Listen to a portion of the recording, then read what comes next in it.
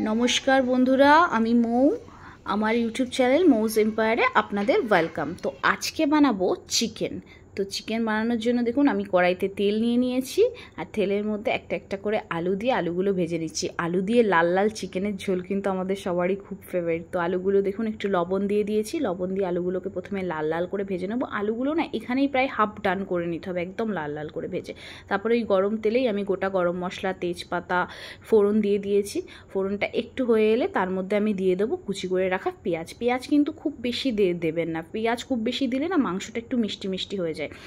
তো আমি অল্প একটু পেঁয়াজ দিয়ে নিয়েছি, পেঁয়াজটাকে আমি লাল লাল করে ভেজে নেবো। ততক্ষণ পেঁয়াজটা ভাজা হতে হতে এদিকে গুঁড়ো মশলাগুলোকে না একটু ভিজিয়ে রাখবো গরম জল দিয়ে। ধনে গুঁড়ো, জিরে গুঁড়ো, লঙ্কার গুঁড়ো সবই আমি 1 চামচ করে দিয়ে দেখুন এরকম করে পেস্টটা ভিজিয়ে রেখেছি। ততক্ষণে দেখুন এখানে পেঁয়াজটা লাল লাল করে ভাজা হয়ে গেছে। তার মধ্যে দিয়ে দিলাম 1 চামচ রসুন বাটা, 1 চামচ আদা বাটা, আর 1 চামচ কাঁচা লঙ্কা বাটা। তো দিয়ে এটাকে ভালো করে একটু ভেজে নেব। হ্যাঁ, একটু পেঁয়াজ আদা রসুনের কাঁচা গন্ধটা চলে গেলে পরে তার মধ্যে দিয়ে দেবো একটু হলুদ দিয়েও একটু নেড়ে নেব ভালো করে। নেড়ে নেওয়ার পর তার মধ্যে দিয়ে দেবো ওই যে ভিজিয়ে রাখা মশলাটা। ওই মশলার পেস্টটা দিয়ে খুব ভালো করে মশলাটাকে না কষিয়ে নিতে হবে একটু তেল ছাড়া পর্যন্ত।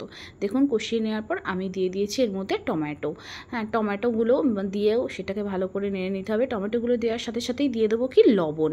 টমেটোটা দেওয়ার পরে লবণটা দিয়ে দিলে কি হয়, টমেটোটা একটু নরম হয়ে যায়। তারপরে অল্প একটু জল দিয়ে দেবো যাতে গুঁড়ো মশলাগুলো না পুড়ে না যায়, না হলে কি হয় গুঁড়ো মশলাগুলো পুড়ে যায়। এবার জলটা দিয়ে তারপরে না একটু ঢেকে দিতে হবে।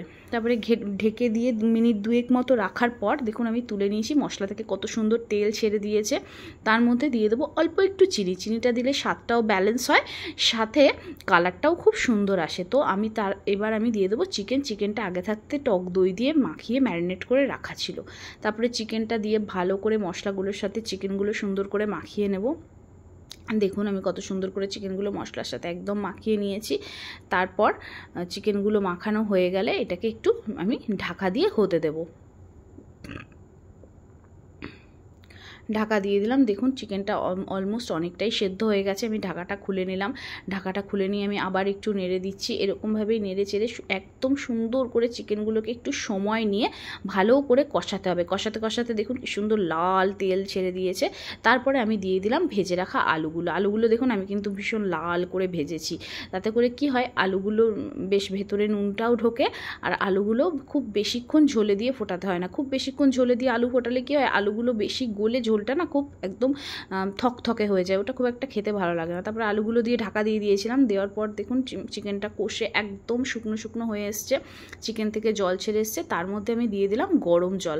হ্যাঁ, চিকেনে যে কোনো মাংস বা যে কোনো তরকারি রান্নার সময় না আপনারা যখন জলটা দেবেন সবসময় গরম জল ইউজ করবেন, তাহলে পরে কি হয় স্বাদটা বজায় থাকে। তারপরে আমি দিয়ে দিলাম দেখুন গরম মশলা আর অল্প একটু ঘিটা দিলে কি হয়, চিকেনের যে একটা গন্ধ থাকে না, অনেকে সেটা পছন্দ করে না, সেই গন্ধটা একদম চলে যায়।